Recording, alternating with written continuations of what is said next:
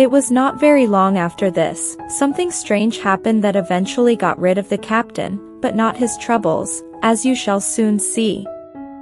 It was a bitterly cold winter with frosty weather and strong winds. It became clear that my father's health was declining rapidly, and he was unlikely to survive until spring.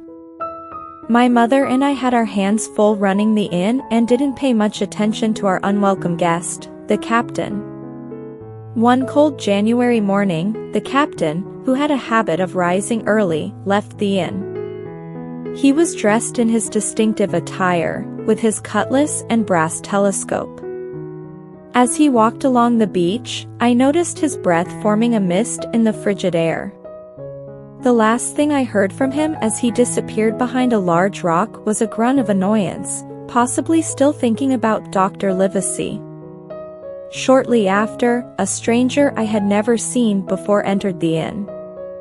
He was a pale, unimposing man, missing 2 fingers on one hand. Despite carrying a cutlass, he didn't look like much of a fighter. I was used to seeing seafaring men, some with missing limbs, but this man puzzled me. He had a touch of the sea about him, but lacked the typical appearance of a sailor. I asked him what he'd like, and he requested rum. As I turned to get it, he sat down and gestured for me to come closer. I hesitated but approached cautiously. "Come here, young one," he said. "Come closer." I took a step closer. "Is this table reserved for my mate Bill?" he asked with a sly grin. I told him I didn't know anyone named Bill, and the table was for a person we referred to as the captain. "Well," he continued, "my mate Bill is often called the captain. He has a scar on one cheek and a charming personality, especially when he's had a drink. Let's assume your captain also has a scar on his cheek, the right one. I told you. Is my mate Bill in this inn?" I informed him that the captain was out for a walk. "Which way, young one? Where did he go?"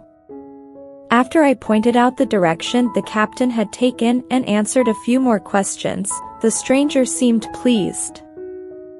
"Ah," he said, "this will be good news for my mate Bill." The expression on his face when he spoke these words wasn't pleasant, and I had my doubts about the stranger's true intentions, even if he meant what he said. Nonetheless, I felt it was none of my business, and I didn't know what to do. The stranger lingered near the inn's entrance, like a cat waiting for a mouse. I ventured out into the road once, but he immediately called me back, and when I didn't obey quickly enough, he became quite menacing. Once I was back inside, he reverted to his previous demeanor, somewhat ingratiating, and even patted my shoulder, saying he had taken a liking to me. He explained that he had a son who resembled me and was the pride of his heart. Then he mentioned that discipline was essential for boys, especially those who sailed with someone like Bill. According to him, if I had sailed with Bill, I wouldn't have needed to be told twice. This conversation made me increasingly uncomfortable. The stranger kept hovering near the inn's entrance, peering around the corner, and acted as if he were waiting for something. Finally, the captain returned, slamming the door behind him and heading straight for his breakfast table without acknowledging anyone. The stranger greeted the captain, calling him Bill, and this caught the captain's attention. He seemed taken aback and recognized the stranger, who went by the name of Black Dog. The captain's demeanor changed instantly. He became pale, and it was clear that he was frightened. The 2 men spoke, and it became evident that they had a history together. The conversation escalated, and the captain's voice grew louder, filled with curses. The word "swinging" was mentioned, and the tension reached a breaking point. Suddenly, there was a flurry of action, a clash of steel, a cry of pain, and I saw Black Dog fleeing, with the captain hot on his heels, both wielding drawn cutlasses. The captain made one final, powerful swing of his cutlass, which would have been disastrous for Black Dog had it not been for the inn signboard, which intercepted the blow. The signboard still bore a notch from that encounter. That marked the end of their battle, as Black Dog managed to escape over a hill, despite his injury. The captain, who had been in pursuit, returned, looking bewildered. He then passed out on the floor, and my mother and I rushed to his side. The doctor, Livesey, arrived and assured us that the captain had not been wounded in the scuffle, but had suffered a stroke due to his excessive drinking. He warned that one more drink could be fatal. We helped the captain to his bed, but he appeared frail and ill.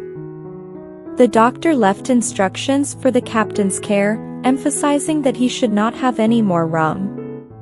My father was also visited by the doctor, and I accompanied him. The doctor assured us that my father's condition was not related to the recent events. That day, I learned that the captain's real name was not known, but he had been called Billy Bones.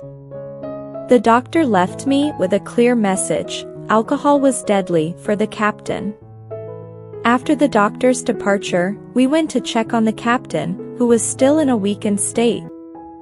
He needed rest, but another stroke could prove fatal.